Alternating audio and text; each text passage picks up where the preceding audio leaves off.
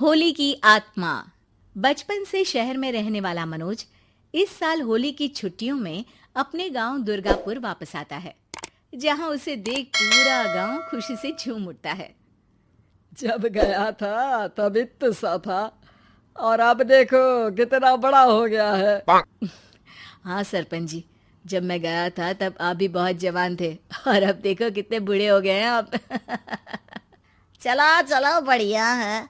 बच्चा घर वापस आ गया। इसी खुशी में आज रात पार्टी होगी।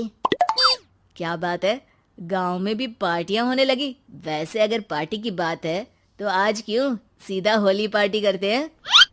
होली पार्टी की बात सुन चहल पहल में अचानक सन्नाटा छा जाता है, जिसे देख मनोज को कुछ अजीब लगता है, लेकिन तभी सरपंच बात पलट देता है। अब बहुत देर हो गई, चलो सब अपने घर चलो, पार्टी के बारे में कल सोचेंगे। मनोज भी मम्मी पापा के साथ घर आ जाता है, पर होली पार्टी और उस पर पूरे गांव की खामोशी वाली बात अभी तक उसके जहन से निकलती नहीं। पापा, होली पार्टी की बात पर सब चुप क्यों हो गए थे? अरे होगी उनकी कोई अपनी बात। मुझे गांव की पंचायत ही थोड़ी पता है। थक गया हूँ, चलो सो जाते हैं, कल बात करते हैं। पापा की बात मानते हुए मनोज भी सोने चला जाता है। आज तो छुपा लिया, लेकिन हफ्ते बाद जब होली का दिन आएगा तब इसे कैसे रोकोगे?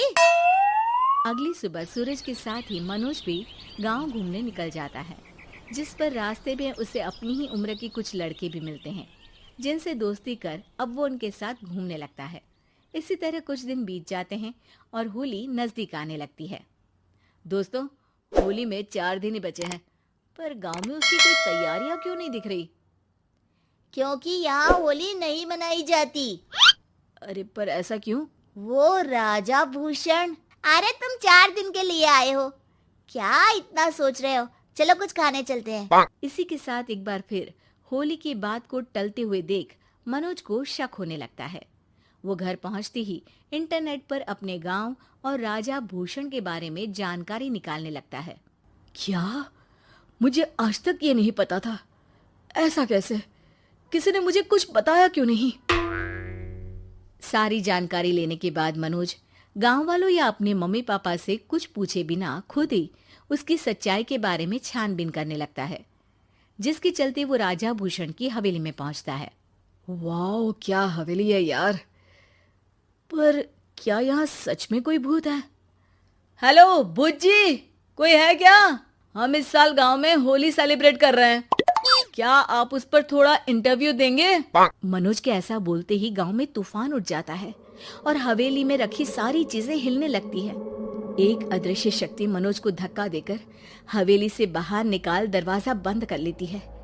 ये सब देख मनोज हैरान रह जाता है। क्या अभी मुझे हवा ने धक्का देकर बाहर निकाल दिया? मेरे होते हुए इस गांव में कभी होली नहीं मन सकती, इसलिए दोबारा ऐसी कोशिश भी मत करना, अंजाम बुरा होगा। आवाज सुन मनोज हैरानी से इधर उधर देखने लगता है, पर उसे कोई दिखाई नहीं देता। वो गांव वापस आ जाता है, जहां तूफान की वजह से सब कुछ तहस महस हो चुका होता है। आखिर ये तूफान आया कैसे? ना ऐसा कोई मौसम था और ना ही हमने होली का त्योहार मनाने की बात की थी। सरपंच की बात पर कोई रिएक्शन दिए बिना मनोज चुपचाप अपने घर चला जाता है। इस तरह देखते ही देखते होली का दिन भी आ जाता है और मनोज रंग लेकर गांव में निकल जाता है, लेकिन गांव पूरी तरह खाली होता है। अरे त्योहार का दिन है, धूमधाम की जगह मातम क्यों मनाया हुआ है? मनोज की आवाज सुन सब अपने घर की खिड़कियां खोल के घर के अंदर से ही उसे वापस जाने के लिए कहने लगते हैं, पर वो किसी की नहीं सुनता। तुझे पहले भी समझाया था, अगर होली खेलने की कोशिश भी की तो अच्छा नहीं होगा। अरे बात मान लो बेटा, तुम्हें सच नहीं पता। मुझे सब पता है। सालों पहले इस राजा ने एक अंधविश्वास फैलाया और आप लोग आज तक उसे मानते आ रहे हो। अरे बेटा, जब तुम पैदा भी नहीं हुए थे उससे भी बहुत पहले से इस गांव पर होली का श्राप है। अगर गांव में होली का त्योहार मनाया जाता है तो प्रलय आना पक्की बात होती है। राजा भूषण इस सब में नहीं मानते थे और त्योहार मनाने लगे, जिसके चलते होली वाले ही दिन पहले उनके बेटे की और फिर उनकी मृत्यु हो गई। तभी से गांव की रक्षा के लिए उनकी आत्मा उस हवेली में रह रही है। सबकी बातें सुन मनोज उलझन में पड़ जाता है।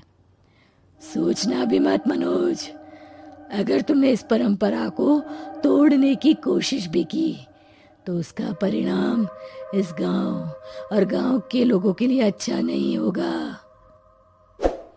मुझे भी यकीन नहीं हो रहा कि आप लोग एक बेतुकी बात को मानकर सालों से रंगों के त्योहार को मातम की तरह मनाते आ रहे हो। मनोज किसी की कोई बात ना मानते हुए पूरे गांव में रंग बिखेर देता है, जिसके तुरंत बाद वहां तूफान के साथ बिजलियां गरजने लगती है। अचानक मौसम में ऐसा बदलाव देख जहां मनोज कंफ्यूजन में आ जाता है, वहीं गांव वाले डर से सहम जाते हैं।